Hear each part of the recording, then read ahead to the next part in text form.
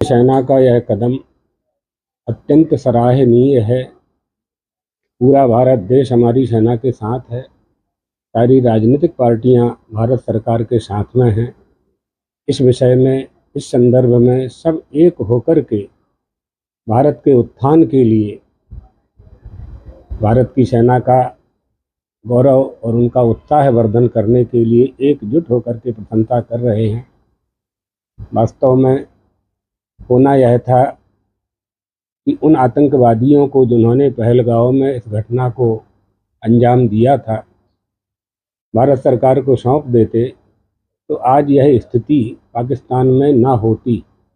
लेकिन पाकिस्तान की सरकार, वहाँ की आर्मी और वहाँ के आतंकवादियों ने, वहाँ की प्रजा ने भी ऐसा कुछ नहीं किया, न ऐसी सलाह पाकिस्तान सरकार को दी। तो इसका मतलब यह है कि पाकिस्तान आतंकवाद का अड्डा है और उसे तो नष्ट करना ही चाहिए। कोई भी देश हो, उसको ऐसा ही कदम उठाना चाहिए जो भारत सरकार ने आतंकवाद के विरुद्ध उठाया है। आतंकवाद का समर्थन कोई देश नहीं करता है और कोई करता है तो उसे नहीं करना चाहिए। पूरे विश्व में पाकिस्तान ही आतंकवाद के नाम से जाना जा रहा है। इसलिए पाकिस्तानियों को, वहाँ की सेना को ये शिक्षा लेनी चाहिए कि हम किसी को मार करके, किसी की हत्या करके, किसी को छीन करके अपने देश में शांति पैदा नहीं कर सकते।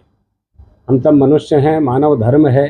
हमें क्या चाहिए? रोटी कपड़ा मकान के साथ शांति भी चाहिए, सुख भी चाहिए। वो शांति कभी आतंकवाद का आश्रय लेने से प्राप्त नहीं हो सकती। आप अगर बलवान हैं तो आपसे बड़े भी महाबलवान हैं। आप पराक्रमी हैं तो महापराक्रमी भी देश हमारे इस धरती पर विद्यमान हैं और उनमें भारत भी एक प्रथम पंक्ति में खड़ा हुआ है।